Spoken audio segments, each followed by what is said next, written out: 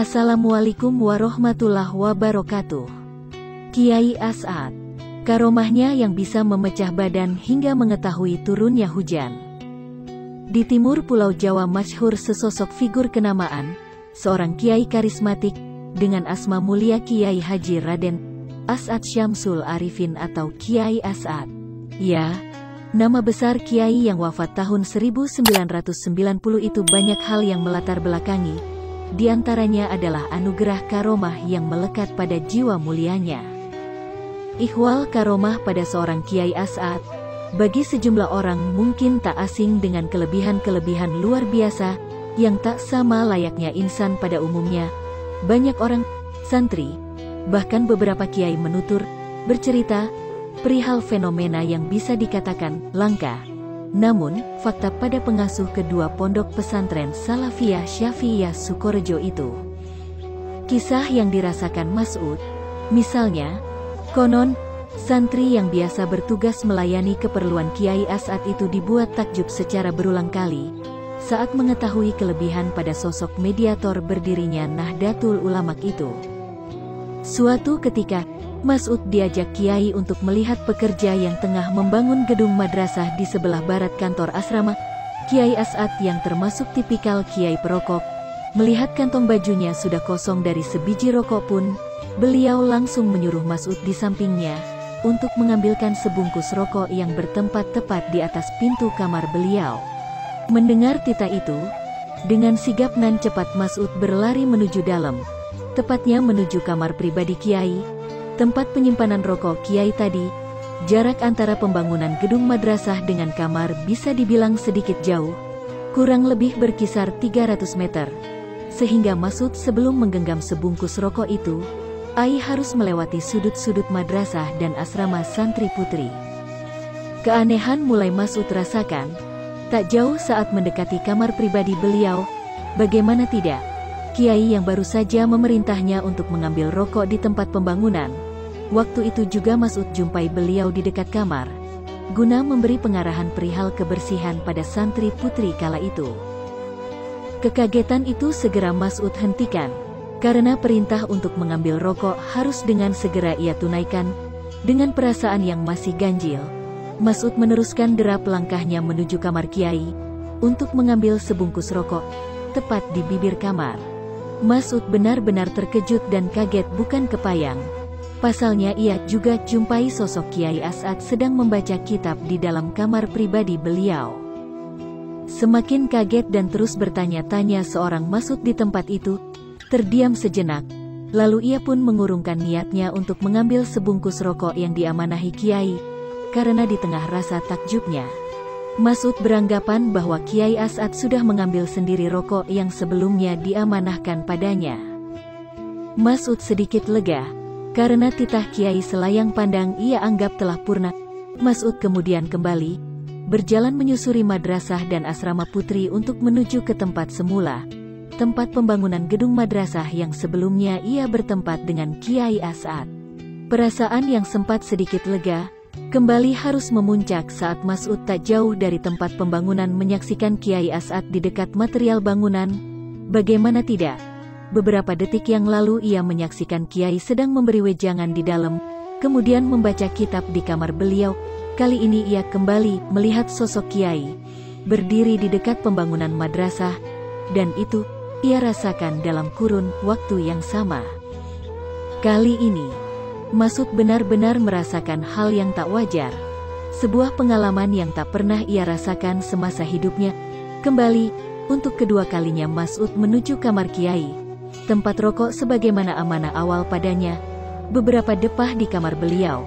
Kali ini seorang Mas'ud tak tahu ingin mengungkapkan apa, ketakjuban yang sungguh besar ia rasakan pada sosok mulia Kiai As'ad. Kembali, untuk yang kesekian kalinya Mas'ud menyaksikan Kiai As'ad sedang membaca sebuah kitab di hadapannya. Kali ini, dengan sedikit percaya diri Mas'ud berdeham, memberi isyarah di kamar beliau beberapa saat sebelum tangannya mengambil sebungkus rokok di atas pintu kamar. Dengan posisi tak berubah masih di hadapan kitab, Kiai As'ad pun sontak bertanya, "Ada apa, Ud?" Dawuh Kiai dengan nada agak keras, Mas'ud yang sebelumnya telah diterpa rasa takjub di luar nalar sebab karomah yang luar biasa ini, spontan langsung gemetar. Rasa canggung bercampur aduk dengan rasa takut ia emban, tepat di samping Kiai As'ad. "Sobung Kiai atau tidak ada Kiai?" tanggap lentur Mas'ud. Usai mendengar pertanyaan Kiai As'ad tadi, dirasa Kiai tak kembali bertanya. Perlahan Mas'ud melangkahkan kakinya keluar dari kamar pribadi Kiai. Tak lama berselang, ia pun bercerita, mengungkapkan pada teman-temannya ihwal rasa heran dan takjub terhadap Kiai As'ad tersebut. Itu sebuah karomah Kiai As'ad yang pernah dialami oleh salah seorang santrinya, tak kalah mengejutkan dari cerita Mas'ud.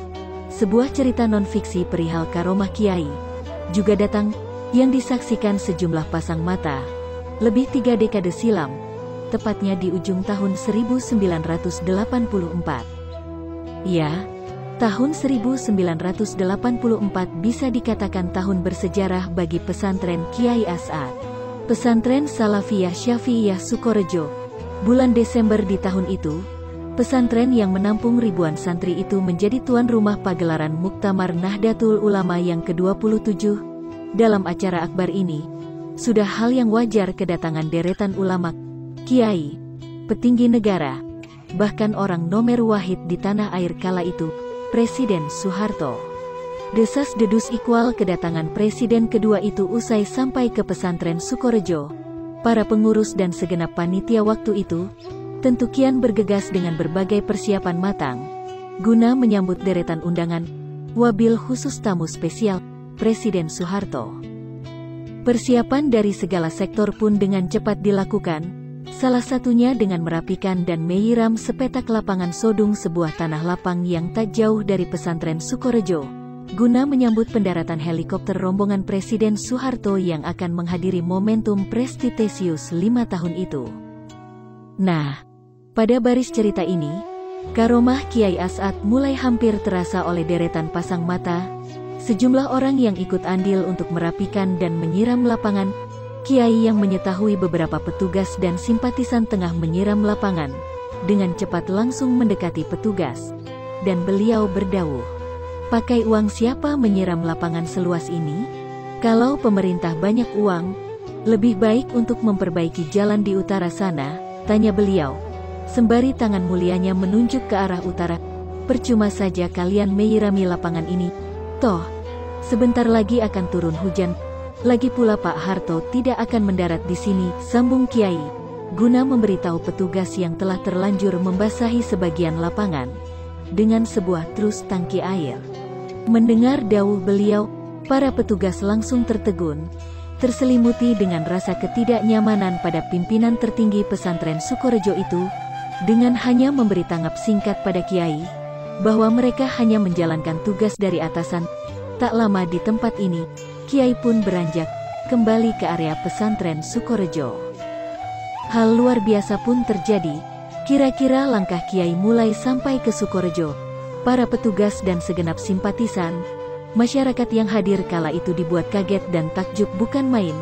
Hanya berselang durasi yang sebentar usai Kiai As'ad meninggalkan lapangan, tempat yang digadang-gadang mendaranya Presiden Soeharto itu tiba-tiba dengan cepat, rintihan hujan turun dengan begitu lebat. Dengan serentak para petugas dan sejumlah warga yang hadir langsung berhamburan, mencari tempat teduh meninggalkan sebilah lapangan. Fenomena unik ini bagi publik kian berkesan tinggi, karena kala itu daerah Sukorejo dan sekitar dalam cuaca retik matahari yang menyala-nyala. Lebih luar biasanya lagi, bias air hujan hanya membasahi area lapangan, dan helikopter rombongan presiden tak jadi mendarat di tempat ini. Dan sekali lagi, itu semua sama, layaknya Kiai As'ad mendawuhkan sebelumnya.